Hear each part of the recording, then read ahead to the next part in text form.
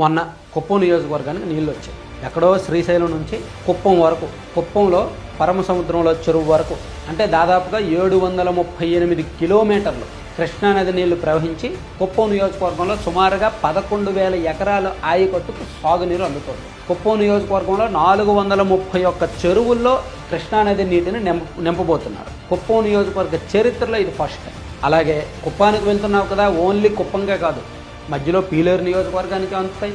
మధ్యలో ఆ కెనాల్ ఎక్కడెక్కడి నుంచి వెళ్తుందో ఆ కెనాల్ పక్కన ఉన్న చెరువులన్నీ కూడా నింపడానికి ప్రభుత్వం సిద్ధమవుతుంది. ఇది ఖచ్చితంగా ఒక పెద్ద అచీవ్మెంట్. రాయలసీమలో ఎక్కడో మారుమూల విసిరేసిన ప్రాంతానికి ఇలా నీళ్ళు ఇవ్వడం మామూలు విషయం కాదు, అంత ఆషమాషి వ్యవహారం కాదు. ఎన్నో కొండలను దాటుకుంటూ రావాలి, ఎన్నో చోట్ల లిఫ్ట్స్ ఏర్పాటు చేయాలి. 32 చోట్ల లిఫ్ట్లు ఏర్పాటు చేశారు. ఈ 738 కిలోమీటర్ల కాలువకి 32 చోట్ల లిఫ్ట్లు కట్టారంటే అర్థం చేసుకోండి. ఇదే కుప్పానికి నీళ్లు ఇస్తున్నామంటూ 2024 ఫిబ్రవరిలో వైఎస్ఆర్ కాంగ్రెస్ పార్టీ ప్రభుత్వం ఉన్నప్పుడు హడావిడి చేశారు.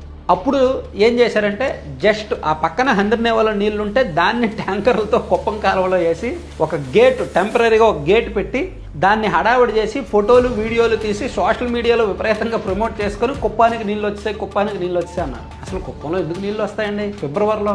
కృష్ణానదికి నీళ్ళు వచ్చేది ఓన్లీ జూలై అండ్ ఆగస్ట్ మాత్రమే. వర్షాకాలంలో ఈ 2 నెలల్లోనే కృష్ణానదికి నీళ్ళు వస్తాయి. శ్రీశైలంలో నీళ్ళు ఉంటాయి.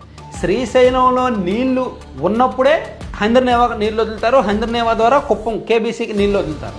అంటే ఓన్లీ ఈ సీజన్లోనే సాధ్యం, వర్షాకాలంలోనే సాధ్యం. వర్షాకాలంలో వదిలిన నీటితోనే అన్ని కిలోమీటర్లు, అన్ని 100 కిలోమీటర్లు వెళ్ళి అక్కడ చెరువుల్లో నీళ్ళు ఉంటాయి. అంతే తప్ప ఫిబ్రవరిలోనో మార్చిలోనో సాధ్యం కాదు. కానీ అప్పట్లో ఎన్నికల స్టంట్గా జగన్మోహన్ రెడ్డి గారు అధికారంలో ఉన్నప్పుడు ఒక మాయ చేసి, మసిపూసి మారేడికాయ చేసి ఒక సినిమా చూపించారు, ఒక ఫేక్ డ్రామాలు ఆడారు. దాన్ని నమ్మిన వాళ్ళు నమ్ముతారులే, అది వేరే విషయం.